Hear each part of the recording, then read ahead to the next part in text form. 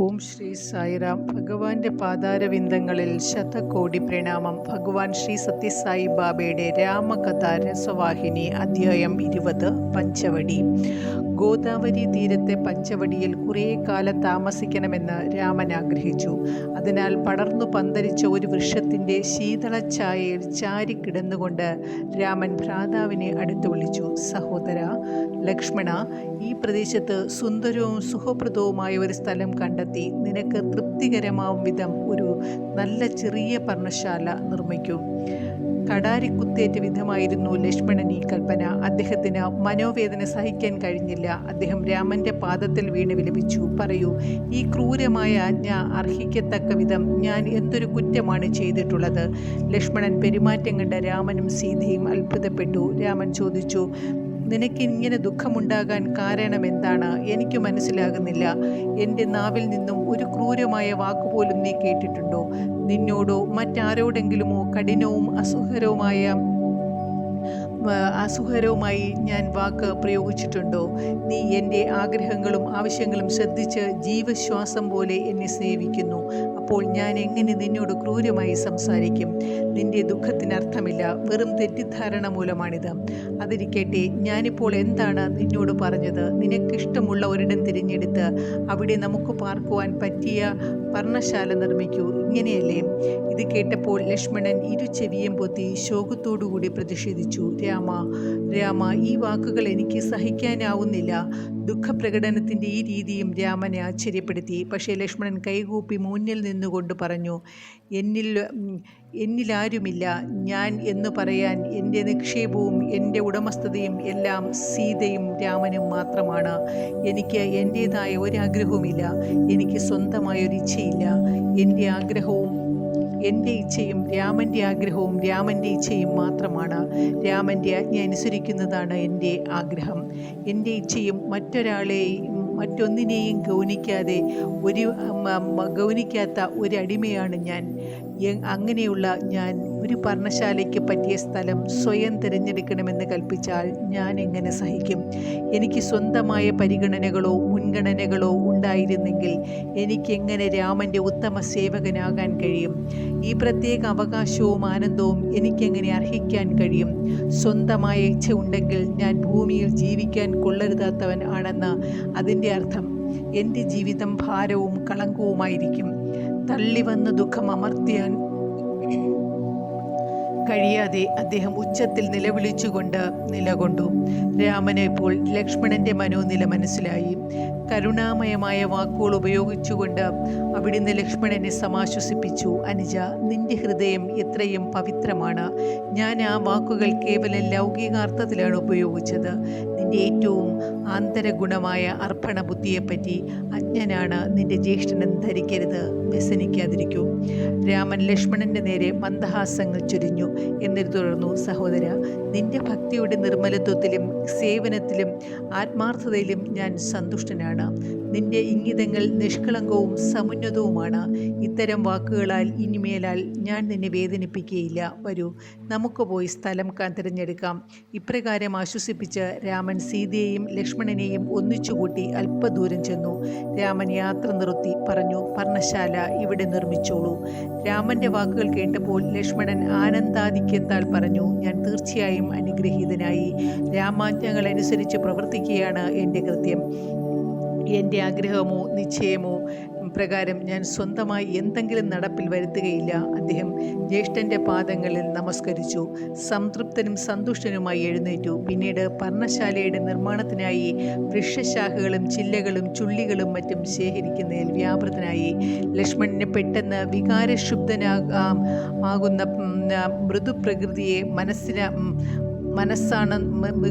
മൃദുപ്രകൃതിയായ മനസ്സാണെന്നുള്ളതെന്നും ലളിതമായും സൂക്ഷ്മമായ ബുദ്ധിയാണുള്ളതെന്നും സീതയ്ക്കും രാമനും മനസ്സിലായി. ലക്ഷ്മണന്റെ വിശ്വാസത്തിൻ്റെയും ഭക്തിയുടെയും അഗാധതയോർത്ത് സീതാരാമന്മാർ അത്യന്തമായി ആഹ്ലാദം കൊണ്ടു. ലക്ഷ്മണനെ പോലെയുള്ള ഒരു സഹോദരൻ അനുഗമിക്കുകയും സേവിക്കുകയും ചെയ്യുവാൻ തനിക്ക് വനജീവിതം അയോധ്യയിലെ ജീവിതത്തേക്കാൾ കൂടുതൽ ആഹ്ലാദപ്രദമാണെന്ന് സീത പല സന്ദർഭങ്ങളിലും രാമനോട് പറഞ്ഞിട്ടുണ്ട്. താമസിയാതെ പർണശാല നിർമ്മിക്കപ്പെട്ടു. ആ പർണശാല കണ്ടപ്പോൾ സീതയും രാമനും അതിലെ ഭംഗിയും ലാളിത്യവും സുഖവാസയോഗ്യതയും അതിൻ്റെ നിർമ്മാണ സ്ഥലത്തിൻ്റെ സവിശേഷതയിലും ആകൃഷ്ടരായി. സീത പർണശാലയിലേക്ക് പ്രവേശിച്ചു. അതിൻ്റെ നിർമ്മാണ കൗശലവും ശില്പകലാവിരുതും കണ്ട് ദേവി ആശ്ചര്യപ്പെട്ടു. ആവശ്യമായതെല്ലാം സംയോജിപ്പിച്ചുകൊണ്ട് ഇത്രയും ക്ഷണത്തിൽ അത് നിർമ്മിച്ചതിലും സീത ലക്ഷ്മണനെ പുകഴ്ത്തി.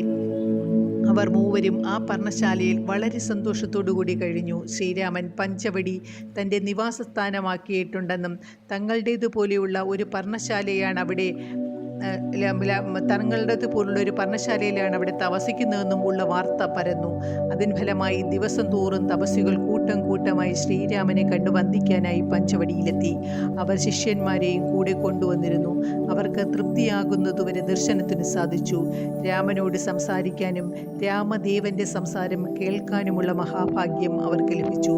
അനന്തരം അവർ മനസ്സില്ലാ മനസ്സോടെ മടങ്ങി. സ്വന്തം ആശ്രമത്തിലെത്തുന്നതുവരെ അവർ രാമനെ കീർത്തിച്ചു. മറ്റു പലരും അവിടം സന്ദർശിച്ചു. വേദങ്ങൾ പാരായണം ചെയ്യുമ്പോഴും നീതിശാസ്ത്രങ്ങൾ വായിക്കുമ്പോഴും ഉണ്ടായ സംശയങ്ങൾ നിവാരണം ചെയ്യുകയായിരുന്നു അവരുടെ ലക്ഷ്യം. മറ്റു ചിലർ തങ്ങൾ ആചരിക്കുന്ന തപോനിഷ്ഠകൾ ശരിയാണോ, പ്രയോജനപ്രദമാണോ എന്നൊക്കെയുള്ള സംഗതികളെ സംബന്ധിച്ച് വിശദീകരണം ആഗ്രഹിച്ചിരുന്നവരായിരുന്നു. എല്ലാ ധർമ്മങ്ങളുടെയും അധിപനായിരുന്നു രാമൻ. എല്ലാ വേദങ്ങളും ശാസ്ത്രങ്ങളും മതഗ്രന്ഥങ്ങളും രാമന് ഹൃദിസ്ഥമായിരുന്നു. അതുകൊണ്ട് അവിടുന്ന് നൽകിയ സംശയ നിവാരണങ്ങളും നിർദ്ദേശങ്ങളും കേട്ട് അവർ പൂർണ്ണ തൃപ്തിയോടെ മടങ്ങി. ദർശനത്തിനെത്തിയവരെല്ലാം സന്തോഷവും സംതൃപ്തിയും അനുഭവിച്ചു. ചോദ്യോത്തരങ്ങളെ സംബന്ധിച്ച് പറയുമ്പോൾ 4 തരം ചോദ്യങ്ങളെപ്പറ്റി വ്യക്തമായി പറയുന്നത് നന്ന്. സാമാന്യമായി ചോദ്യങ്ങൾ 4 തരം: നിസ്സാരം, നീചം, കൊള്ളാവുന്നത്, സ്തുത്യർഹമായത്. ശ്രോതാവിൻ്റെ വാദപ്രതിവാദത്തിലേക്ക് വലിച്ച് ഇഴച്ചു കൊണ്ടുവന്ന് അദ്ദേഹത്തിന് അപമാനകരമായ പരാജയമേൽപ്പിക്കാൻ ചോദിക്കുന്ന ചോദ്യങ്ങളാണ് നിസ്സാരം. പ്രശ്നകർത്താവ് സ്വന്തം സാമർഥ്യവും കൗശലവും പ്രദർശിപ്പിക്കുന്നതിനായി ചോദിക്കുന്ന ചോദ്യങ്ങൾ നീചം എന്ന വകുപ്പിൽപ്പെടുന്നു. പ്രശ്നകർത്താവിൻ്റെ ബുദ്ധിപ്രഭാവവും അന്വേഷണ വാസനയും വെളിപ്പെടുത്തുന്ന ചോദ്യങ്ങൾ കൊള്ളാവുന്നവയാണ്. പ്രശ്നകർത്താവ് സംശയ നിവാരണത്തിന് വേണ്ടിയുള്ള ആത്മാർത്ഥമായ ആഗ്രഹത്തോടുകൂടി ചോദിക്കുന്ന ചോദ്യങ്ങൾ സ്തുത്യർഹം എന്ന വകുപ്പിൽപ്പെടുന്നവയാണ്. സന്യാസിമാരും മറ്റ് ആശ്രമ നിവാസികളും രാമനോട് ചോദിച്ച ചോദ്യങ്ങൾ 4-ാം വകുപ്പിൽ പെടുന്നവയായിരുന്നു എന്ന് പറയേണ്ടതില്ലല്ലോ. തപസ്സികളെ കണ്ടപ്പോൾ രാമലക്ഷ്മണന്മാർക്ക് ഹൃദയം സന്തോഷം കൊണ്ടു നിറഞ്ഞു. രാമൻ വളരെ ലളിതമായും വേദശാസ്ത്രത്വങ്ങൾക്കനുസരിച്ചും ഗ്രഹിക്കാനും പ്രായോഗികമാക്കുവാനും സുഖകരമായ വിധം ആദർശങ്ങൾ വിശദീകരിച്ചു കൊടുത്തപ്പോൾ തപസ്സികളിൽ അധികം പേരും ബഹുമാനത്തിലും കൃതജ്ഞതയ്ക്കും അധീനരായി. അവർ പെട്ടെന്ന് സ്തുതിക്കാനും ആരാധനാ സ്തോത്രങ്ങൾ ചൊല്ലാനും തുടങ്ങി. അത്ഭുത പരതന്ത്രരായി അവർ പറഞ്ഞു: ഓ പരമഗുരു, ഓ ഭൂതഭവിഷ്യത് വർത്തമാനം വിവേകനായ സർവജ്ഞ, ഞങ്ങളുടെ പ്രഭുവും വിമോചകനും ആവാൻ അവിടത്തേക്കല്ലാതെ മറ്റാർക്ക് കഴിയും? അവിടുന്ന് സന്യാസിമാരുടെ ഹൃദയത്തിൽ സ്ഥിതി ചെയ്യുന്നു. ഞങ്ങൾ ചെയ്ത തപസ്സുകളുടെ ഫലമായിട്ടാണ് അവിടുത്തെ ലഭിച്ചത്. ഓ ഞങ്ങൾ എത്ര ഭാഗ്യവാന്മാർ! ഞങ്ങളുടെ ആഗ്രഹങ്ങൾ അങ്ങനെ നിറവേറ്റപ്പെട്ടിരിക്കുന്നു. രാമസന്നിധിയിൽ നിന്നും അവർ തിരിച്ചുപോയത് മനമില്ലാ മനസ്സോടെയാണ്. സന്തോഷ സന്താപ സമ്മിശ്രമായ ബാഷ്പം കവിൾത്തടങ്ങൾ കൂടി ഒഴുകിക്കൊണ്ടാണത്രേ അവർ മടങ്ങിയത്. അവരിൽ അല്പം ചിലർ വിട്ടുപോകാതെ പർണശാലയിൽ നിന്നു. സ്വല്പം ദൂരെ തണൽ മരങ്ങളുടെ കീഴെ കിടന്നു. തങ്ങളുടെ ആശ്രമങ്ങളിലേക്ക് തിരിച്ചു പോവുകയില്ല എന്നവർ തീരുമാനിച്ചു. അവർ ചുറ്റുമുള്ള ദിക്കുകളിൽ നിന്നും ഫലമൂലാദികൾ ശേഖരിച്ചു. കൂടുതൽ ദർശനം ലഭിക്കുന്നതിൽ ഉത്സുകരായി രാമനെ കാത്തിരുന്നു. ചിലപ്പോൾ രാമൻ പർണശാലയിൽ നിന്നും പുറത്തിറങ്ങി ചുറ്റും നടക്കുമ്പോൾ അവർ വല്ല മരമോ ചെടിയോ മറഞ്ഞുനിന്ന വിസ്മരണീയമായ ആ രംഗം കണ്ട് കണ്ണുകൾ നിറച്ചു. ഇങ്ങനെ അവർ പൂർണ്ണ സംതൃപ്തിയോടെ ദിവസങ്ങൾ കഴിച്ചുകൊണ്ടിരുന്നു. തൻ്റെ സന്നിധിയിലെത്തുന്ന സർവരുടെയും ഹൃദയം രാമൻ അപഹരിച്ചു. രാമനോടുള്ള ഏകാഗ്രമായ ഭക്തിയിൽ അവർ ഉന്മത്തരായി തീർന്നു. ഇനിമേൽ അവിടുത്തെ തിരുമുഖസ്മരണയും അവിടുത്തെ നാമജപവുമാണ് തങ്ങൾക്ക് ചെയ്യാനുള്ള എല്ലാ തപസ്സുമെന്ന് അവർക്ക് തോന്നി. രാമൻ അവരെ അവിടെ വന്നുകൂടുന്നവരോടും രാവും പകലും ധർമ്മത്തെപ്പറ്റിയും ആധ്യാത്മിക സാധനകളെപ്പറ്റിയും പ്രഭാഷണങ്ങൾ നടത്തി. പലപ്പോഴും രാമൻ ലക്ഷ്മണനെ വിളിച്ച് അടുത്തു നിർത്തി പറഞ്ഞു, അനുജ, ഈ പുണ്യകർമ്മം നിർവഹിക്കാൻ വേണ്ടി വന്നതുകൊണ്ട് എനിക്ക് അയോധ്യയിൽ എങ്ങനെ തുടർന്നു വസിക്കാൻ കഴിയും? രാമായണ കഥയിലെ മറ്റുള്ള അധ്യായങ്ങൾ എങ്ങനെ അവിടെ നിന്ന് അഭിനയിക്കാൻ കഴിയും? ഞാൻ അവതരിച്ചതിൻ്റെ ആവശ്യം ഇതാണ്. നന്മയും ദൈവഭക്തിയുമുള്ള സാധുക്കളെ രക്ഷിക്കുകയും ലോകത്തിൻ്റെ സമാധാനവും ക്ഷേമവും അപകടപ്പെടുത്തുന്ന തെറ്റും തിന്മയും നശിപ്പിക്കുകയും ധാർമ്മികമായ ജീവിത രീതിയിലും പ്രവർത്തനങ്ങളിലും അഭിവൃദ്ധിപ്പെടുത്തുകയുമാണ്. ഇപ്പോൾ മുതൽ ഈ കാര്യങ്ങൾ പ്രാവർത്തികമാക്കുക. ഇങ്ങനെ താൻ എന്തൊക്കെയാണോ ചെയ്യാൻ തീരുമാനിച്ചിട്ടുള്ളതെന്നും ലോകത്തിൽ മനുഷ്യനായി അവതരിച്ചതിൻ്റെ ഉദ്ദേശവും അർത്ഥവും എന്താണെന്നും രാമൻ സഹോദരനെ അറിയിച്ചു.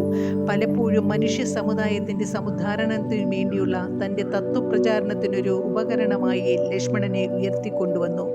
ധാർമ്മികത്വത്തിൻ്റെയും പുരോഗതിയുടെയും ആദർശങ്ങളെപ്പറ്റി അദ്ദേഹത്തെ പഠിപ്പിക്കുകയും ചെയ്തു.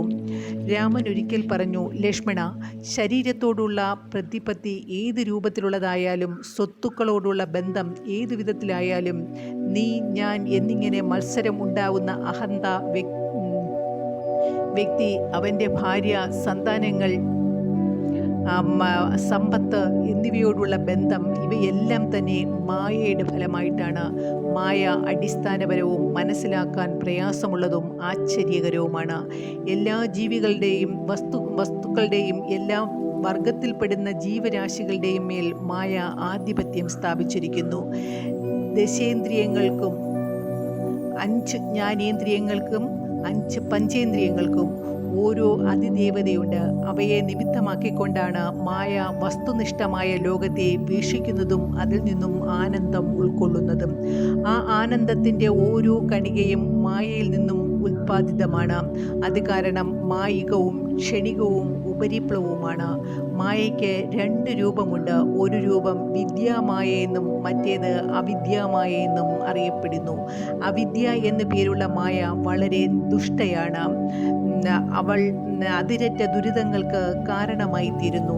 അവളാൽ ആകൃഷ്ടരാകുന്നവർ ആനന്ദ ശോകങ്ങളുടെ അനന്തമായ വ്യാമിശ്രിതാവസ്ഥയാകുന്ന പ്രവാഹത്തിൻ്റെ അഗാധതയിലേക്ക് ആണ്ടുപോകും.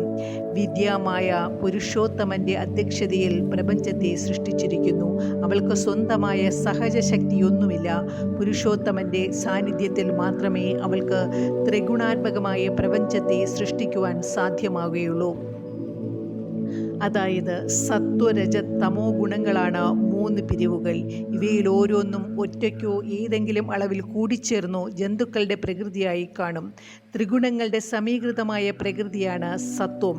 രജസ്തമോ രാഗാത്മകവും വികാരപരവും കർമ്മനിരതവുമായ പ്രകൃതിയാകുന്നു. ജഡവും മൂഢവുമായ പ്രകൃതി തമസ്സും.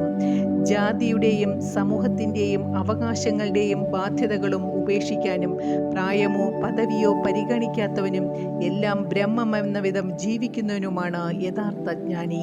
ഇവിടെ നാനാത്വമോ വൈവിധ്യമോ ഒന്നുമില്ലെന്നും എല്ലാം ഒന്നാണെന്നും മനസ്സിലാക്കിയ ആളാണ് അദ്ദേഹം. അതായത് സർവം ഖലിത്വം ബ്രഹ്മ. ഈ പ്രപഞ്ചം മുഴുവനും ബ്രഹ്മമാണെന്നും ബ്രഹ്മത്തിൽ നിന്നും വേറിട്ടൊന്നും തന്നെ ഇല്ല എന്നും അദ്ദേഹം അറിയുന്നു. അല്ലയോ ലക്ഷ്മണ, ഈ ത്രിമൂർത്തികൾ, അതായത് ബ്രഹ്മാവ്, വിഷ്ണു, രുദ്രൻ, സത്വരജ തമോ ഗുണങ്ങൾ ഓരോന്നിലുമുള്ള ബ്രഹ്മത്തിൻ്റെ പ്രതിഫലനമാണെന്ന് നീ മനസ്സിലാക്കണം. രജോ ഗുണം മൂർത്തീകരിച്ചതാണ് ബ്രഹ്മാവ്. സത്വഗുണത്തിൻ്റെ മൂർത്തിമത് ഭാവം വിഷ്ണുവും തമോ ഗുണത്തിന് രുദ്രന് ശിവനെന്നും ഈശ്വരൻ എന്നും പേരുണ്ടാം. ഈ ലോകം ഉൾക്കൊള്ളുന്ന അഖില പ്രപഞ്ചവും ഈ ഗുണത്രയത്തിൽ ഏതെങ്കിലും ഒന്നിൽ കൂടിയോ അല്ലെങ്കിൽ ഏതാനും ഗുണങ്ങളുടെ സംയോജനത്തിൽ കൂടിയോ ഉള്ള ഏക ബ്രഹ്മത്തിൻ്റെ പ്രകടനം ആകുന്നു. അതുകൊണ്ട് ജ്ഞാനി ഈ 3 പിരിവുകളിൽ നിന്നും അപ്പുറം മേലോട്ടും കീഴോട്ടും പോയി ആ ഒന്നിൻ്റെ ഉൽപ്പത്തി അന്വേഷിക്കുന്നു. അദ്ദേഹം മാത്രമാണ് സന്യാസി അല്ലെങ്കിൽ വൈരാഗി എന്ന പേരിന് അർഹനാകുന്നത്. കാരണം അദ്ദേഹത്തിന് രാഗമോ ഇഷ്ടാനിഷ്ടങ്ങളോ ഇല്ല. ചിലപ്പോൾ രാമൻ സീതയെയും ലക്ഷ്മണനെയും അടുത്തു വിളിച്ച് ഇങ്ങനെ വിവരിച്ചു കൊടുക്കും. ജീവാത്മാവിന് മായയുടെയോ മായയോടോ പരബ്രഹ്മത്തോടോ ഉള്ള ബന്ധം ശരിക്കും മനസ്സിലാക്കാത്ത കാലത്തോളം അതിന് ഒരിക്കലും വിമോചനം നേടി ആ പരമാത്മാവിൽ ലയിക്കുവാൻ സാധിക്കുകയില്ല. അതൊരു പ്രത്യേക വ്യക്തിയായി തന്നെ നാമരൂപങ്ങളുടെ പരിധിയിൽ മായാവലയത്തിൽ ബന്ധിതമായി കഴിയേണ്ടി വരും. പക്ഷേ രാമൻ പറഞ്ഞു, ജീവാത്മാവ് പരമാത്മാവിൻ്റെ ഒരു പ്രതിരൂപം മാത്രമാണെന്നും അതും പരമാത്മാവും തമ്മിലുള്ള വ്യത്യാസം സത്യത്തിൽ അടിസ്ഥാനമില്ലാത്തതാണെന്ന് കണ്ടുപിടിക്കുകയും മനസ്സിലാക്കുകയും ചെയ്യുന്ന നിമിഷം സൂര്യോദയത്തിൽ മൂടൽ മഞ്ഞെന്ന പോലെ മായ അപ്രത്യക്ഷമാകും. ഇതാണ് അകൃത്രിമമായ ആത്മജ്ഞാനം. കാരണം പരബ്രഹ്മം പരമാത്മാവാണ്. ജീവാത്മാവ് നാമരൂപത്തിലുള്ള ശരീരത്തിൽ ഉപാധിയിൽ കാണപ്പെടുന്ന പരമാത്മാവിൻ്റെ ഒരു പ്രതിബിംബം മാത്രമാണ്. നിങ്ങളുടെ പദവിക്കും സ്വധർമ്മത്തിനും അനുസരണമായി വർത്തിക്കുക. എന്നാൽ അതുവഴി നിങ്ങൾക്ക് നിർലേപത്വം ലഭിക്കും. പരമാത്മാവുമായുള്ള യോഗം സാധിക്കുന്നതിന് വേണ്ടി യോഗാനുഷ്ഠാനം ചെയ്യുക. അതുവഴി നിങ്ങൾക്ക് ജ്ഞാനം സിദ്ധിക്കും. ഈ ജ്ഞാനമാണ് ആധ്യാത്മിക പുരോഗതിയിലേക്കുള്ള അവസാനത്തെ പടി. അത് പരകോടിയിലേക്ക് നയിക്കും. പരമാത്മാവിനെ ആവുന്നിടത്തോളം പരമമായ പ്രേമത്തോടുകൂടി ആരാധിക്കുകയാണ് ഭക്തി. അത്തരം ഭക്തനിൽ ഞാൻ അനുഗ്രഹം വർഷിക്കുന്നു. ഭക്തി അവന് പരിപൂർണ ക്ഷേമം കൈവരുത്തും. ഭക്തി ഹൃദയത്തിൽ നിന്നും പരാപേക്ഷ കൂടാതെ ബഹിർഗമിക്കുന്നു. അത് ബാഹ്യമായ വസ്തുക്കളെയോ ആളുകളെയോ ആശ്രയിക്കുന്നില്ല. പരമാത്മാവിന് തന്നെത്താൻ സമർപ്പണം ചെയ്തിട്ടുള്ള ആൾക്ക് ഭക്തിയും ജ്ഞാനവും പ്രദാനം ചെയ്യാൻ കഴിയും. ഭക്തി കൊണ്ടുണ്ടാകുന്ന ആനന്ദം അമേയവും ആകുന്നു. ഭക്തി മാർഗത്തിൽ ചരിക്കുന്നതിന് ഒരാൾ നിശ്ചയിക്കുന്നത് എങ്ങനെയാണ്? നല്ലവനും ഈശ്വരഭക്തനുമായ മഹർഷിയോ സന്യാസിയോ അല്ലെങ്കിൽ ആത്മസാക്ഷാത്കാരം സിദ്ധിച്ച ആളോ ആയ ഒരു മഹാത്മാവിൻ്റെ കരുണാർദ്രത കൊണ്ടാണ് ഇത് ആരംഭിക്കുന്നത് തന്നെ. ഈ മാർഗവും ആളുകളെ എൻ്റെ അടുക്കലേക്ക് ശീഘ്രം എത്തിക്കുന്നു. ഇത്തരം പ്രഭാഷണങ്ങൾ ശ്രദ്ധിച്ചുകൊണ്ടിരിക്കുന്ന സീതയും ലക്ഷ്മണനും അവർ എവിടെയാണെന്നും ഏതവസ്ഥയിലാണെന്നും ഒക്കെ മറന്നു കഴിഞ്ഞിരുന്നു.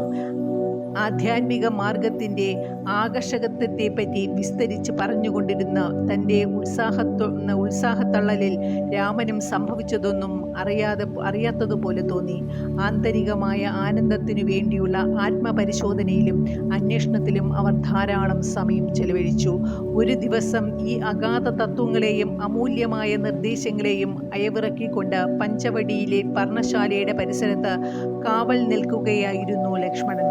അപ്പോൾ ഒരു കൂറ്റൻ വൃക്ഷത്തിൻ്റെ ചുവട്ടിൽ അതിനെ പറ്റിപ്പിടിച്ച് കയറി വളരാൻ ശ്രമിക്കുന്ന ഒരു നാരകവള്ളി അദ്ദേഹത്തിൻ്റെ ദൃഷ്ടിയിൽപ്പെട്ടു. അത് പിഴുതെടുത്ത് പർണശാലയിലേക്ക് വളരെ അടുത്ത് തന്നെ തൻ്റെ ശ്രദ്ധയിൽ വളരാൻ തക്ക നിലയിൽ നടണമെന്ന് അദ്ദേഹം ആഗ്രഹിച്ചു. അങ്ങനെ വളരെ ശ്രദ്ധയോടും സ്നേഹത്തോടും കൂടി അത് വേരോടെ പറിച്ചെടുക്കാൻ ശ്രമിക്കുകയായിരുന്നു അദ്ദേഹം. അപ്പോൾ ദുഷ്ടയും ദുർവൃത്തയുമായ രാവണ സഹോദരി ശൂർപ്പണഖ ആ രംഗത്തെത്തി. അവളുടെ ദൃഷ്ടികൾ ലക്ഷ്മണനിൽ പതിച്ചു. ആ നിമിഷം ലക്ഷ്മണന്റെ സാത്വിക സുന്ദരമായ പരിവേഷം അവളെ ഘടാതാകർഷിച്ചു. അപ്രതീക്ഷിതമായ ആ ദർശനത്തിൽ അവൾ സ്തബ്ധയായിപ്പോയി.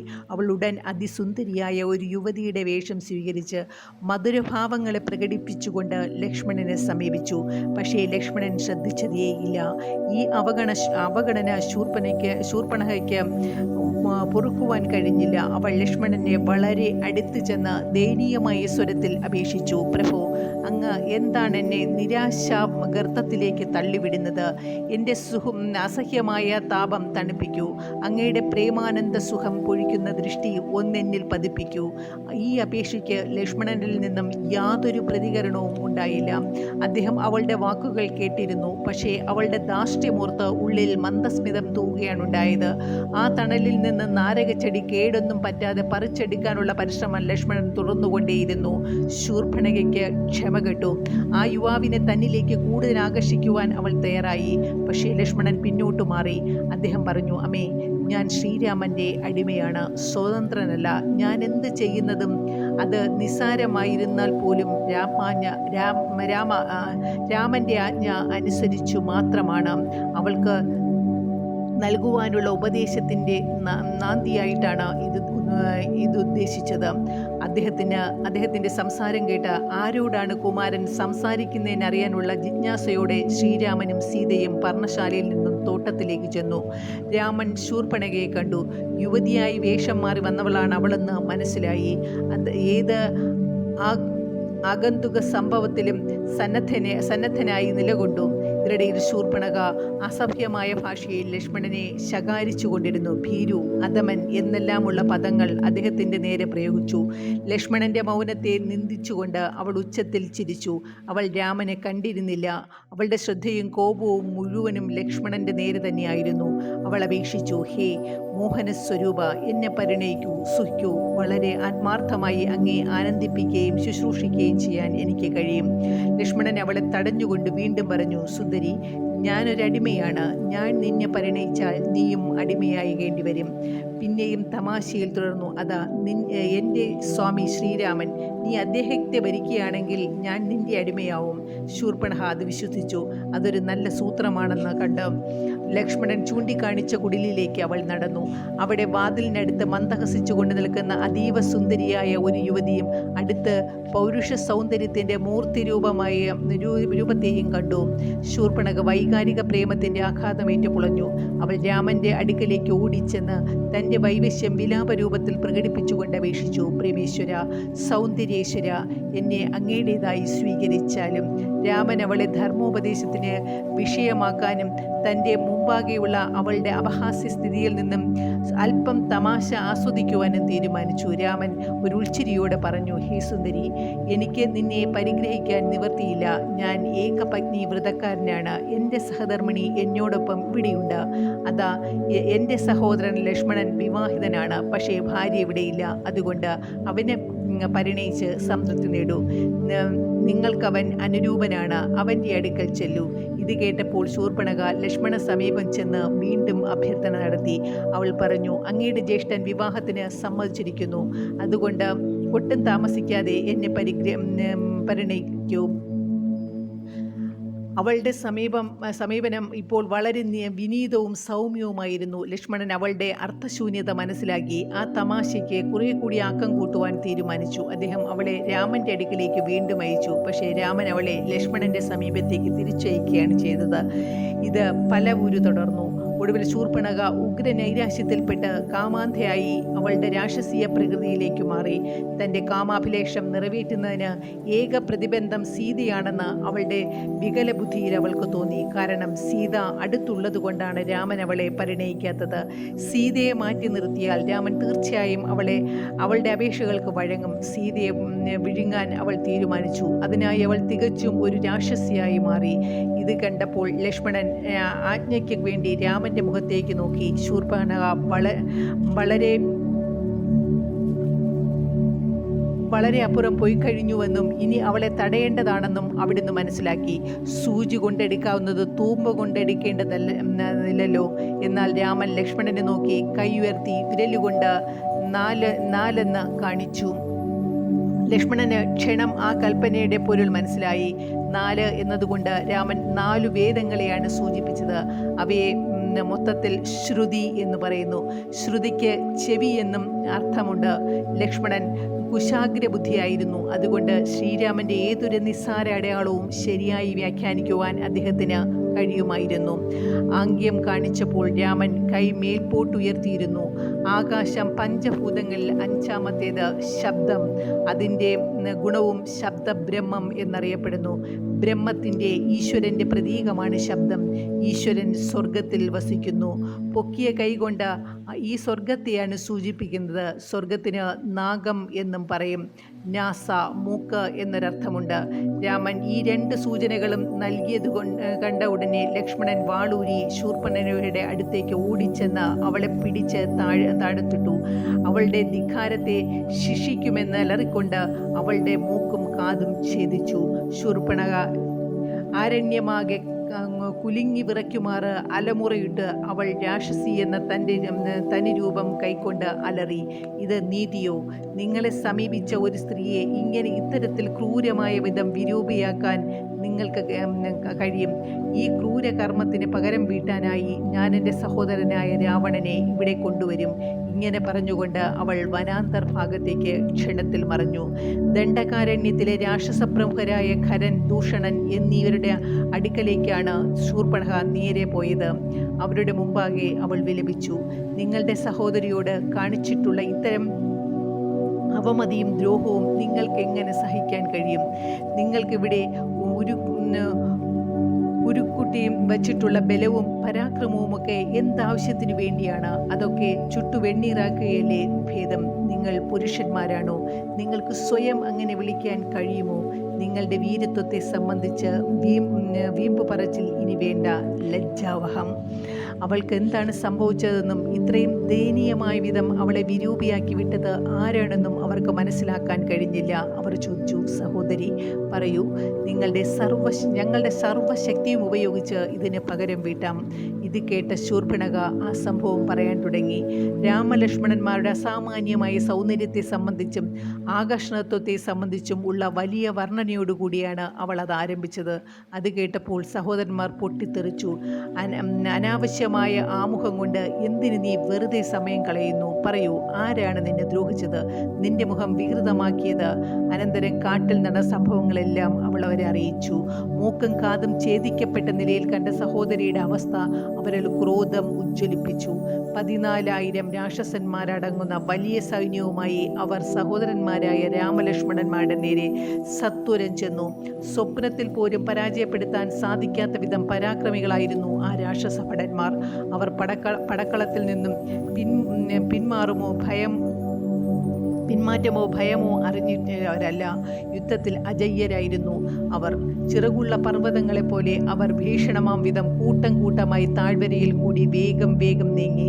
പലതരം മാരകായുധങ്ങളടക്കം അവർ അടിമുടി ആയുധങ്ങൾ അണിഞ്ഞിരുന്നു. കാതില്ലാത്ത മൂക്കില്ലാത്ത ആ വിധവ ശൂർപ്പണഖ രക്തമൊലിക്കുന്ന മുഖവുമായി പ്രതികാര വാഞ്ചയോടെ ആ മഹാസൈന്യത്തിൻ്റെ മുമ്പിലായി നടന്നു. വനത്തിൽ രാമലക്ഷ്മണന്മാരെ കണ്ട സ്ഥലത്തേക്ക് അവർ അവരെ നയിച്ചു. പക്ഷേ ഈ പടനീക്കത്തിന് അശുഭകരമായ ആരംഭം കുറിക്കുകയായിരുന്നു അവളുടെ സഹയാത്ര ഇതിനൊരു ദുശ്ശകുനമായിരുന്നു. ചോരിയൊലിക്കുന്ന മുഖം, വൈധവ്യവും അംഗവൈകല്യം കൊണ്ടുള്ള വൈരൂപ്യം ഇവ ദുശ്ശകുനങ്ങളായിട്ടാണ് ഗണിക്കപ്പെടുന്നത്. ഇവ മൂന്നും ശൂർപ്പണഖയ്ക്കുണ്ടായിരുന്നു. പടപ്പുറപ്പാടിൽ കാണപ്പെടുന്ന ലക്ഷണങ്ങളുടെയും ശകുനങ്ങളുടെയും അനുകൂലവും പ്രതികൂലവുമായ സ്വഭാവങ്ങളെ സംബന്ധിച്ച് രാക്ഷസന്മാർക്ക് ഒരറിവും ഉണ്ടായിരുന്നില്ല. സ്വന്തം കായികശേഷിയും ആയുധബലവും തങ്ങളുടെ പരമദുഷ്ടമായ സമരതന്ത്രങ്ങളും മാത്രമായിരുന്നു അവർ അവലംബിച്ചിരുന്നത്. ഈയൊരു കാരണം കൊണ്ടാണ് അവർക്കും ദൈവികവും ധാർമ്മികവും ആയ ശക്തികളുടെ പരാക്രമത്തിനെതിരെ പൊരുതി നിൽക്കുവാൻ കഴിയാത്തത്. ധർമാചരണം കൊണ്ടും ഈശ്വരാനുഗ്രഹം കൊണ്ടും ഉത്ഭൂതമാകുന്ന ശക്തിയെ ആർക്ക് തടഞ്ഞു നിർത്താൻ കഴിയും? രാക്ഷസ ഭടന്മാർ ഒരിക്കലും ധാർമ്മിക തത്വത്തെയോ ദൈവിക തത്വത്തെയോ ഗൗനിച്ചിരുന്നില്ല. ശാരീരികമായ പ്രാബല്യം സജ്ജീകരിക്കുന്നതിലായിരുന്നു അവർ സ്വന്തം സാമർഥ്യമെല്ലാം കേന്ദ്രീകരിച്ചിരുന്നത്. അവരുടെ ആയുധങ്ങളിൽ, അവരുടെ മാംസപേശികളിൽ, അവരുടെ കുതന്ത്രങ്ങളിൽ അഭിമാനം കൊണ്ട് കാഹളം മുഴക്കിയും സിംഹത്തെപ്പോലെ ഗർജിച്ചും അപരിഷ്കൃതമായ രീതിയിൽ നൃത്തം ചെയ്തും അവർ കാട്ടിൽ കൂടി കുതിരയോടിച്ചു പോയി. ഗരുഡനെതിരെ ഒരു കുരുവിയുടെ ആക്രമണം പോലെ അത്ര നിസ്സാരമാണ് തങ്ങളുടെ സൈനിക മുന്നേറ്റമെന്ന് അവർ ഒരിക്കലും നിലച്ചിരുന്നില്ല. ദൂരെ നിന്ന് ശൂർപ്പണഖ സഹോദരന്മാർക്ക് രാമന്റെ ആശ്രമം കാണിച്ചു കൊടുത്തു. രാക്ഷസന്മാർക്ക് ഒരു ഉത്തേജനം നൽകുവാനായി കൊല്ലൂ, പിടിക്കൂ, തകർക്കൂ എന്നിങ്ങനെ ഉച്ചസ്വരത്തിൽ വിളിച്ചു പറഞ്ഞു മുന്നോട്ടോടി. അവൾ ആശ്രമത്തെ സമീപിച്ചപ്പോൾ അത്യുച്ചത്തിൽ ആക്രോശിച്ചു, ഹാ മഹാദ്രോഹി, നീ ഞങ്ങളുടെ സഹോദരിയെ ദ്രോഹിക്കാൻ ധൈര്യപ്പെട്ടു അല്ലേ? കഴിയുമെങ്കിൽ നിന്റെ ജീവനെ രക്ഷിക്കുവാൻ നോക്കൂ. രാക്ഷസന്മാരുടെ സമീപനം രാമൻ മുൻകൂട്ടി മനസ്സിലാക്കിയിരുന്നു. സീതയെ ഒരു ഗുഹയിലാക്കി കാവലിരിക്കാൻ രാമൻ ലക്ഷ്മണനോട് ആവശ്യപ്പെട്ടു. രാമൻ പറഞ്ഞു, കുമാര, എന്നെക്കുറിച്ച് തെല്ലും വേവലാതിപ്പെടേണ്ട. ഒരാപത്തും ഒരിക്കലും എനിക്ക് സംഭവിക്കുകയില്ല. രാമന്റെ പരാക്രമത്തെപ്പറ്റി ലക്ഷ്മണൻ അറിയാമായിരുന്നു. അതുകൊണ്ട് ലക്ഷ്മണൻ ഉടൻ അനുസരിച്ചു. രാമന്റെ വിജയത്തെപ്പറ്റി അദ്ദേഹത്തിന് യാതൊരു സംശയവും ഉണ്ടായിരുന്നില്ല. ലക്ഷ്മണൻ സീതയെ ഗുഹയിലേക്ക് നയിച്ചു. പിന്നെ അമ്പും വില്ലും ധരിച്ച് എന്തിനും തയ്യാറായി കാവൽ നിന്നു. കോദണ്ഡവില്ലിൻ്റെ ഞാൺ മുറുക്കി. മുഖത്ത് കളിയാടിക്കൊണ്ടിരുന്ന മന്ദസ്മിതത്തോടുകൂടി രാമൻ ആശ്രമത്തിന് മുമ്പിൽ നിന്നു. രാമൻ തൻ്റെ ജട പിടിച്ച തലമുടി കൈകൊണ്ട് മൃദുവായൊന്നു തലോടി. അപ്പോൾ ശത്രുഭടന്മാരെ അന്ധരാക്കുന്ന ലക്ഷക്കണക്കിന് ജ്വാലകൾ രാമൻ്റെ മുടിയിൽ നിന്നും പുറപ്പെട്ടു വരുന്നത് അവർ കണ്ടു. രാമൻ്റെ ഭുജങ്ങളിൽ അനേകം ഫണമുള്ള സർപ്പങ്ങളായി അവർക്ക് തോന്നി. വിജയം സുനിശ്ചിതം ആണെന്ന ഉറപ്പുള്ള സിംഹം ആനയുടെ നേരെ ഉഗ്രമായി ഗർജിക്കുന്നത് പോലെ രാമനാകുന്ന സിംഹം ഭയചകിതമായ രാക്ഷസന്മാരാകുന്ന ആനക്കൂട്ടങ്ങളുടെ മുമ്പിൽ ഗംഭീരഭാവത്തിൽ നിലകൊണ്ടു. ഇതാ അവളെ ദ്രോഹിച്ചവൻ, പിടിയവനെ, കൊല്ലവനെ എന്നിങ്ങനെയുള്ള ആക്രോശങ്ങൾ ആ ഇരമ്പലിനുപരി മുഴങ്ങിക്കേട്ടു. എങ്കിലും ഒരാളും തന്നെ പോർവിളികൾ പ്രവൃത്തിയിൽ വരുത്തുന്നതിന് മുമ്പോട്ട് നീങ്ങാൻ ധൈര്യപ്പെട്ടില്ല. എത്ര തന്നെ പ്രേരിപ്പിക്കുകയും പ്രോത്സാഹിപ്പിക്കുകയും ചെയ്തിട്ടും അവരിൽ ഒരാൾക്കും രാമനെ സമീപിക്കാനുള്ള ധൈര്യം ഉണ്ടായില്ല. രാക്ഷസ ഭടന്മാരുടെ ഉഗ്രശപഥങ്ങളും ശബ്ദകോശങ്ങളും കൊണ്ട് വനമാകെ മുഖരിതമായി. വന്യമൃഗങ്ങൾ ഭയപ്പെട്ട് അങ്ങുമിങ്ങും പലായനം ചെയ്തു. അവയിൽ ചിലവ സീതയുണ്ടായിരുന്ന ഗുഹയിലേക്ക് ഓടിക്കേറി. ലക്ഷ്മണന് അവയുടെ മനോവേദനയിൽ സഹാനുഭൂതിയുണ്ടായി. അവയെ അവിടെ നിൽക്കാൻ കുമാരൻ അനുവദിച്ചു. ഭയത്തിൽ നിന്നും ഉത്കണ്ഠയിൽ നിന്നും അവയെ മുക്തമാക്കുകയായിരുന്നു ലക്ഷ്യം. രാമനെ വളഞ്ഞു നിന്ന രാക്ഷസന്മാർ അവിടുത്തെ സൗന്ദര്യത്തിലും ആകർഷത്വത്തിലും അധീനമാക്കപ്പെട്ട നിലയിൽ ഒന്നും ചെയ്യാനാവാതെ ആ പ്രഭാവത്തിൻ്റെയും തേജസ്സിനെയും തന്നെ നോക്കി നിന്നു.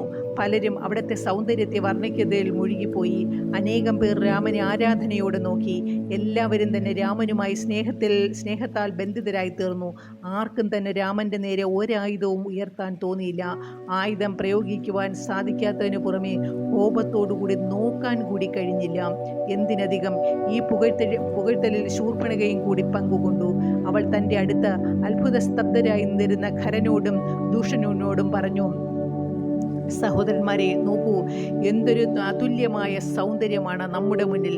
ഞാൻ ഇതുവരെ ഇതുപോലെയുള്ള മോഹനശക്തിയോ പ്രസാദമോ അവയവ സൗഷ്ഠവമോ സുന്ദരമായ ശരീരഘടനയോ കണ്ടിട്ടില്ല.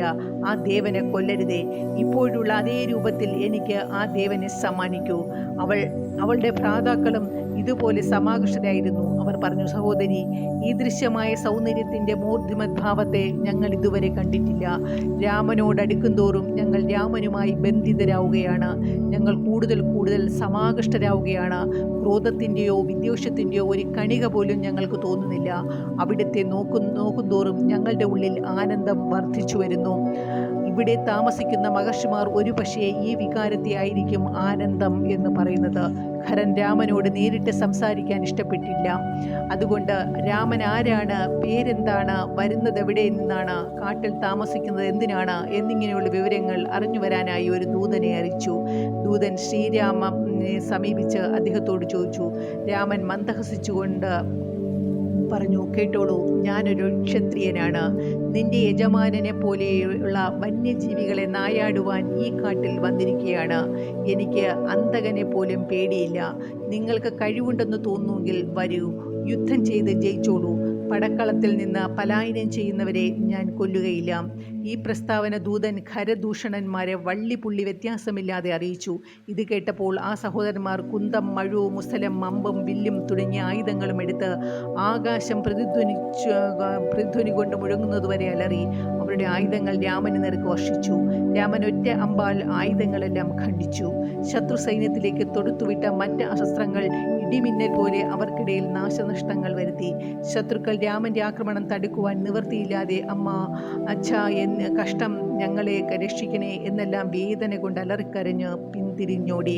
അവർ പലായനം ചെയ്യുന്നത് കണ്ട് ഖരദൂഷണന്മാരും അനുജൻ ത്രിശരസും വിളിച്ചു പറഞ്ഞു, രാക്ഷസന്മാരെ, യുദ്ധത്തിൽ നിന്നും പിന്തിരിഞ്ഞോടാതിരിക്കൂ. ആരായാലും പിന്തിരിഞ്ഞോടുന്നതിൽ കണ്ടാൽ ഉടനെ കണ്ടിടത്ത് വെച്ച് തന്നെ നമ്മുടെ ഭടന്മാർ അവരുടെ കഥ കഴിച്ചു കളയും. ഇത് കേട്ടപ്പോൾ അവർ ഉറക്കെ പറഞ്ഞു, രാമൻ്റെ കയ്യാലെ മരിക്കുന്നതാണ് മറ്റാരുടെ കൈകൊണ്ടും രാമൻ്റെ മുമ്പിൽ ചെല്ലാതെയും മരിക്കുന്നതിനേക്കാൾ ഭേദം. അങ്ങനെ അവർ തങ്ങളുടെ അണിയിലേക്ക് മടങ്ങി വന്ന് രാമൻ നിന്നിടത്തേക്ക് നീങ്ങി. പക്ഷേ യുദ്ധം ചെയ്യാൻ അവർ സന്നദ്ധരായിരുന്നില്ല. രാമൻ്റെ ആകാരഭംഗിയും തേജസ്സിലും ആകൃഷ്ടരായവർ മന്ത്രബദ്ധരെ പോലെ ആ ദിവ്യ സൗന്ദര്യത്തെ തന്നെ നോക്കിക്കൊണ്ടു നിന്നു. ഇതിനിടയിൽ രാമൻ സമ്മോഹനാസ്ത്രം മോഹിപ്പിക്കുകയും അന്യോന്യം മനസ്സിലാക്കാൻ കഴിയാതാക്കുകയും ചെയ്യാൻ കഴിവുള്ള അസ്ത്രം തൊടുത്തു. അതിൻ്റെ ഫലമായി ഓരോ ഭടനും തൻ്റെ അടുത്തുള്ള ഭടൻ താൻ നശിക്കേണ്ടവനാണെന്ന് കണ്ടു. ഹരദൂഷണന്മാർ അവരെ പ്രേരിപ്പിച്ചതിന് രാമനെ കൊല്ലാനായിരുന്നു. അതുകൊണ്ട് ഓരോ ഭടനും അടുത്ത ഭടനെ രാമനായി കണ്ടു. രാമൻ ആർത്തു വിളിച്ച് അവർ ആക്രമിച്ചു. ഇങ്ങനെ അവർ പരസ്പരം ആഹ്ലാദപൂർവ്വം കൊന്നൊടുക്കി. അവിടെ മുഴുവനും രാക്ഷസ ഭടന്മാരുടെ മുറിഞ്ഞു വീണ ശരീരാവയവങ്ങൾ കൊണ്ട് നിറഞ്ഞു. കാട്ടിലൂടെ രക്തപ്പുഴയൊഴുകി. കഴുകന്മാരും കാക്കകളും ശവം തിന്ന് വയർ നിറയ്ക്കാനുള്ള ഔത്സുക്യത്തോടെ സംഖ്യാതീതമായി എത്തി ശവശരീരങ്ങളെ പൊതിഞ്ഞു. ആ ദിവസം ആ പടക്കളത്തിൽ 10,000 രാക്ഷസന്മാർ ഒരാളെ എതിർത്തു. രാക്ഷസന്മാർ ഓരോരുത്തരും രാമ രാമ എന്നുച്ചരിച്ചുകൊണ്ട് മരിച്ചു വീണു. ഖരനും ദൂഷനും അവരുടെ സഹസൈനികരോടൊപ്പം മൃതിയടഞ്ഞു. ഈ ഭീഷണരംഗം കണ്ടുനിന്ന തപസ്വികളും സന്യാസിമാരും രാമന്റെ അതുല്യമായ പരാക്രമത്തെ സംബന്ധിച്ച് ബോധവാന്മാരായി. ഈ മഹാപരാക്രമനായ വീരന്റെ കയ്യാലെ തന്നെ രാവണന്റെ അന്ത്യവും തീർച്ചയായും അടുത്തു തന്നെ ഉണ്ടാകുമെന്ന് അവർക്ക് ഉറപ്പായി. രാക്ഷസന്മാരെ കൂട്ടത്തോടെ കൊന്നൊടുക്കി മാനവ സമുദായത്തിൻ്റെ സമാധാനവും ക്ഷേമവും പുനഃസ്ഥാപിക്കാൻ വേണ്ടി സർവശക്തനായ ഈശ്വരൻ രാമനായി അവതരിച്ചിരിക്കുകയാണെന്ന അവരുടെ വിശ്വാസം ദൃഢമായി. ഭയങ്കരമായ യുദ്ധം അവസാനിച്ചതോടുകൂടി സീതയും ലക്ഷ്മണനും രാമസമീപത്തെത്തി നമസ്കരിച്ചു. രാമൻ ലക്ഷ്മണനെ മെല്ലെ പിടിച്ചെഴുന്നേൽപ്പിച്ചു. അരമണിക്കൂറിനുള്ളിൽ നടന്നിട്ടുള്ള യുദ്ധത്തിൽ 14,000 രാക്ഷസഭടന്മാരും അവരുടെ യജമാനന്മാരുടെയും വിധി വിശദീകരിച്ചു കൊടുത്തു. വ്യക്തമായ സന്തുഷ്ടിയോടുകൂടി രാമൻ ആ സംഭവം വിവരിച്ചത്. ഇടയ്ക്കിടെയുള്ള ഉൾച്ചിരിയും മന്ദഹാസവും കൊണ്ട് മധുരമായിരുന്നു ആ വിവരണം മുഴുവനും. ഇടയിൽ സീതയുടെ ദൃഷ്ടി രാമൻ്റെ ശരീരം മുഴുവനും ശ്രദ്ധിക്കുകയായിരുന്നു. വല്ല പരിക്കാലോ പോറലോ പറ്റിയിട്ടുണ്ടോ എന്നറിയാൻ പിറ്റേ ദിവസം തപസ്വികളും സന്യാസിമാരും ശിഷ്യന്മാരോടൊപ്പം പഞ്ചവടിയിൽ രാമൻ്റെ ആശ്രമം സന്ദർശിച്ചു. ഒറ്റയ്ക്ക് ഒരു വലിയ രാക്ഷസ സൈന്യത്തെ അയോധ്യയിലെ ഈ രാജകുമാരൻ വകവരുത്തിയ കഥ കേട്ടറിഞ്ഞായിരുന്നു അവർ വന്നെത്തിയത്. രാമൻ്റെ ധീരതയും അസ്ത്രപ്രയോഗ സാമർഥ്യത്തെയും അവർ പുകഴ്ത്തി. ഭാവി കാര്യങ്ങൾ കണ്ടറിയുവാൻ ശക്തിയുണ്ടായിരുന്ന അവരിൽ ചിലർ രാമനെ സമീപിച്ച് സവിനയം അറിയിച്ചു. ഇനിയുള്ള ദിവസങ്ങളിൽ അവിടുന്ന് വളരെ കരുതലോടുകൂടിയിരിക്കണം. നീതിയും സത്യവും നിർദ്ദേശിക്കുന്ന എല്ലാ പരിമിതികളോടും ചട്ടങ്ങളോടും എതിർപ്പുള്ളവരാണ് രാക്ഷസന്മാർ. അവരുടെ ദൈനംദിന പ്രവർത്തനം തന്നെ അന്യന്മാർക്ക് അവർ ആരായാലും ദ്രോഹം ചെയ്യുക എന്നതാണ്. സ്വന്തം സ്വാർത്ഥപരമായ ആഗ്രഹങ്ങൾ സഫലീകരിക്കുകയാണ് അവരുടെ ഏറ്റവും ഉന്നതമായ ലക്ഷ്യം. അവ എങ്ങനെയാണ് നിറവേറ്റുക, അവയുടെ മാർഗങ്ങൾ എന്തൊക്കെയാണ് എന്നൊന്നും അവർ നോക്കാറില്ല. അവരുടെ ജ്യേഷ്ഠ ഭ്രാതാവായി രാവണൻ എന്നൊരാളുണ്ട്. അദ്ദേഹം അതിശക്തിയുള്ള ആളാണ്. ലക്ഷക്കണക്കിന് ഭടന്മാരുള്ള സൈന്യവുമുണ്ട് അദ്ദേഹത്തിന്. ഈ ലഹളക്കാരിൽ തീർച്ചയായും അദ്ദേഹത്തിൻ്റെ അടുത്ത് പോയി തൻ്റെ വിധിയെപ്പറ്റി കരഞ്ഞു പറയും. അവളുടെ കാര്യം ഏറ്റെടുത്ത് അവളെ വിരൂപിയാക്കി വിട്ടവരുടെ നേരെ പകരം വീട്ടുന്നതിൽ നിന്നും അവൻ ഒരിക്കലും വിട്ടുമാറുകയില്ല. അങ്ങനെ അവർ രാമലക്ഷ്മണന്മാർക്ക് തങ്ങൾക്കറിവുള്ള സംഗതികൾ പറഞ്ഞുകൊടുത്ത് മുന്നറിയിപ്പ് നൽകി. രാമൻ മന്ദസ്മിതം കളിയാടുന്ന മുഖവുമായി ഇതെല്ലാം ശ്രദ്ധിച്ചു കൊണ്ടിരുന്നു. അവിടുന്ന് പറഞ്ഞു, അതെ, എനിക്കതൊന്നും അറിയായികയില്ല. ഈ പ്രത്യേക കാര്യത്തിൻ്റെ സഫലീകരണത്തിനാണല്ലോ ഞാൻ അവതരിച്ചു തന്നെ. രാവണനുമായി ഏറ്റുമുട്ടുന്ന സന്തോഷകരമായ സംഭവം ഉത്കണ്ഠാപൂർവം കാത്തിരിക്കുകയാണെന്ന വിധം അവിടുന്ന് തലയാട്ടി. പക്ഷേ അവിടുന്ന് കൂടുതലായൊന്നും പറഞ്ഞില്ല. ഭാവിയെപ്പറ്റി യാതൊന്നും അറിവില്ലാത്ത മട്ടിൽ അവിടുന്ന് നടിച്ചു. അവിടുന്ന് ലക്ഷ്മണനിലേക്ക് ദൃഷ്ടി തിരിച്ചു. മിഴികളിൽ തിളക്കം. രാമൻ പറഞ്ഞു, നീ ഇത് കേട്ടുമില്ലേ? എന്നിട്ട് തപസ്സികളുടെ നേരെ തിരിഞ്ഞ് അവിടുന്ന് പറഞ്ഞു, ഉത്കണ്ഠപ്പെടുകയോ അസ്വസ്ഥപ്പെടുകയോ ചെയ്യാതിരിക്കൂ.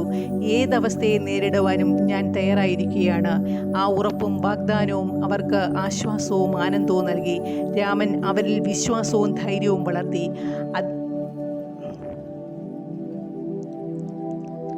അധ്യയനത്തിലും തപോനിഷ്ഠയിലും രാക്ഷസന്മാരെ കൊണ്ട് യാതൊരു ഉപദ്രവവും ഉണ്ടാവുകയില്ല എന്ന് ഉറപ്പ് നൽകി. എല്ലാ കാര്യങ്ങളും സമാധാനത്തിലും ശാന്തിയിലും നിവർത്തിക്കാമെന്നുള്ള വിശ്വാസത്തോടുകൂടി സ്വാശ്രമങ്ങളിലേക്ക് മടങ്ങുവാൻ അവരെ അനുവദിക്കുകയും ചെയ്തു.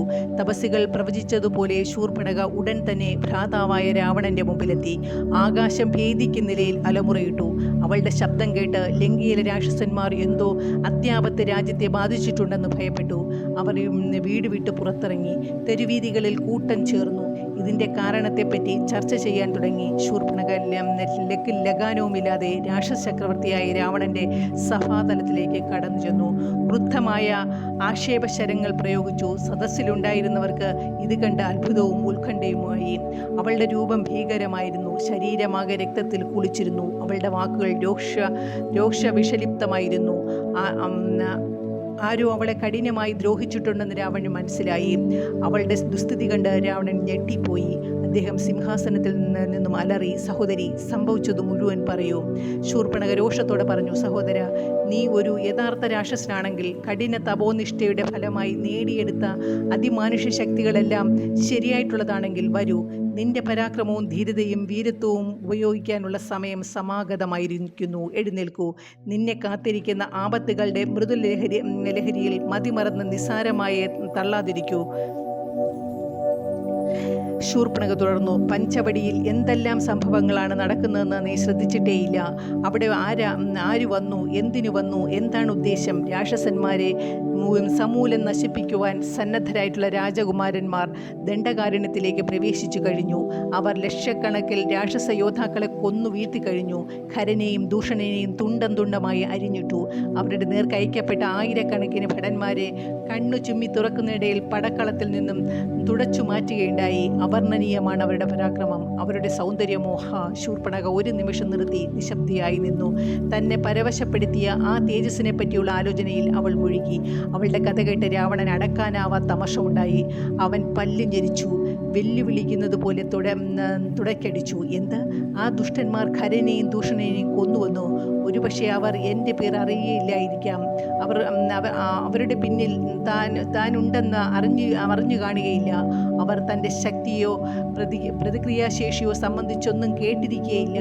രാവണൻ സദസ്സിലുണ്ടായിരുന്നവരോട് തൻ്റെ പരാക്രമങ്ങളെപ്പറ്റി ഉച്ചത്തിൽ വമ്പു പറഞ്ഞുകൊണ്ടിരുന്നു. ശൂർപ്പണഖ തടുത്തുകൊണ്ട് പറഞ്ഞു, ഓ കഷ്ടം! ജന്മശത്രു തലയിൽ നിന്ന് നൃത്തം വയ്ക്കുമ്പോൾ ഭീരുവെ പോലെ നിന്നെയും നിന്റെ അജയ്യത്വത്തെയും പറ്റി വീമ്പിളക്കുന്നു. ഇത് സിംഹാസനത്തിന് അർഹമായ ഒരു ചക്രവർത്തിക്ക് ചേർന്നല്ല. ഒരു പക്ഷേ നീ അറിയുകയില്ലാത്തതായിരിക്കാം. സന്യാസിമാർ അവരുടെ കൂട്ടുകാരെ കൊണ്ട് നശിക്കുന്നു. ചക്രവർത്തിമാർ അവർ നിയമിക്കുന്ന മന്ത്രിമാരെ കൊണ്ട് നശിക്കുന്നു. ജ്ഞാനം അഭിനന്ദനത്തിലുള്ള ആഗ്രഹത്താൽ നശിക്കുന്നു. ലജ്ജാബോധം മദ്യപാനം കൊണ്ട് നശിക്കുന്നു. സഹോദര, അഗ്നിയെയോ രോഗത്തെയോ ശത്രുവിനെയോ പാമ്പിനെയോ ചെറിയതോ നിസ്സാരമോ ആയ പാപത്തെയോ ഒരിക്കലും അവഗണിക്കരുത്. അവ വളർന്നു പോയാൽ വലിയ ആപത്തുണ്ടാക്കും, തീർച്ച. അതുകൊണ്ട് വേഗമാകട്ടെ, സന്ദേഹിച്ചു നിൽക്കരുത്. ശൂർപ്പണഖയുടെ ഈ വാക്കുകൾ രാവണൻ്റെ കാതുകളിൽ വിഷം മൊഴിക്കും പോലെയായി. ആ സഭാതലത്തിലുണ്ടായിരുന്ന മറ്റൊരു സഹോദരൻ കുംഭകർണൻ മന്ദസിച്ചുകൊണ്ട് ചോദിച്ചു, സഹോദരി, ആരാണ് നിന്റെ മൂക്കും കാതും അരിഞ്ഞു കളഞ്ഞത്? ഉച്ചത്തിൽ നിലവിളിച്ചുകൊണ്ട് അവൾ പറഞ്ഞു, കഷ്ടം! ആ സഹോദരന്മാർ തന്നെയാണ് ഈ ദുഷ്കൃത്യവും ചെയ്തത്. രാവണൻ അപ്പോൾ അവളെ ആശ്വസിപ്പിച്ചു. അനന്തരം അവളോട് ചോദിച്ചു, സോദരി, മൂക്ക് മുഖത്താണുള്ളത്, കാതുകൾ മുഖത്തിൻ്റെ ഇരുവശങ്ങളിലും. ഒരൊറ്റ വെട്ടിന് ഇവ രണ്ടും ഛേദിച്ചുകൂടാ. എന്നോട് പറയൂ, നീ മതികെട്ടു മയങ്ങുമ്പോഴായിരുന്നുവോ അവരതരിഞ്ഞു കളഞ്ഞത്? ഇത് ആശ്ചര്യമായിരിക്കുന്നു. അവിടെ ഉണ്ടായിരുന്നവരെല്ലാം ഇതെങ്ങനെ സംഭവിച്ചുവെന്ന് അത്ഭുതപ്പെട്ടു. ശൂർപ്പണഖ മറുപടി പറഞ്ഞു, സഹോദര, സുന്ദരവും മൃദുവുമായ ആ കരങ്ങൾ എന്നെ സ്പർശിച്ചപ്പോൾ എനിക്ക് എൻ്റെ ശരീരത്തെപ്പറ്റി ഒരു ബോധവും ഉണ്ടായിരുന്നില്ല. എന്തിന്? ഞാൻ എവിടെയാണെന്നുകൂടി അറിഞ്ഞില്ല. അവരുടെ ആ സുന്ദര വദനങ്ങളുടെ ആ സൂക്ഷ്മ എൻ്റെ മിഴി പാനം ചെയ്തു കൊണ്ടിരുന്നപ്പോൾ അവരെന്താണ് ചെയ്തതെന്ന് ഞാൻ അറിഞ്ഞില്ല. എന്നെയും എൻ്റെ പരിസരത്തെയും പറ്റിയുള്ള ബോധം നഷ്ടമാകും വിധം ആ രാജകുമാരന്മാരുടെ ദർശനം എന്നെ മയക്കിക്കളഞ്ഞിരുന്നു. അവരുമായി സംസാരിച്ചു കൊണ്ടിരുന്നപ്പോൾ ഞാൻ അനുഭവിച്ച ഹർഷോന്മാദത്തെപ്പറ്റി എന്താണ് പറയേണ്ടത്? മന്ദഹാസമധുരമാണ് എപ്പോഴും അവരുടെ മുഖം. പ്രതികരണത്തിൻ്റെ മറ്റൊരു ഭാവവും അവർക്ക് അറിഞ്ഞുകൂടാ. പുരുഷ ഹൃദയങ്ങൾക്ക് പോലും അവരുടെ സൗഭാഗ്യം അതിശയത്തിൽ സമാകൃഷ്ടമാകും. പ്രേമദേവതയുടെ ഹർഷോന്മദ്രിതമായ പ്രതിനിധികളാണവർ. യഥാർത്ഥത്തിൽ ഇതുപോലൊരു സൗന്ദര്യം ഞാൻ ഇതുവരെ കണ്ടിട്ടില്ല. നമ്മുടെ രാക്ഷസ പരാക്രമണങ്ങളെപ്പറ്റി ലജ്ജിക്കേണ്ടതാണ്. നമ്മുടെ ഹീനമായ തന്ത്രങ്ങൾ, നമ്മുടെ വിലക്ഷണമായ രൂപങ്ങൾ, നമ്മുടെ ബീഭത്സമായ ബാഹ്യാവസ്ഥ നാം വാസ്തവത്തിൽ മനം മടിപ്പിക്കുന്നവരാണ്. നിങ്ങൾ ഒരിക്കൽ മാത്രം അവരെ നോക്കൂ. ഞാൻ പറയുന്നത് ശരിയാണെങ്കിൽ നിങ്ങൾ സത്യം ചെയ്യും. പടക്കളത്തിൽ മരിച്ചു വീണ ഖരനും ദൂഷണനും അവരോട് യുദ്ധം ചെയ്യാൻ തന്നെ ഇഷ്ടപ്പെട്ടിരുന്നില്ല. അവരെന്നോട് പ്രതിഷേധിക്കുകയും വാദിക്കുകയും ചെയ്തിരുന്നു.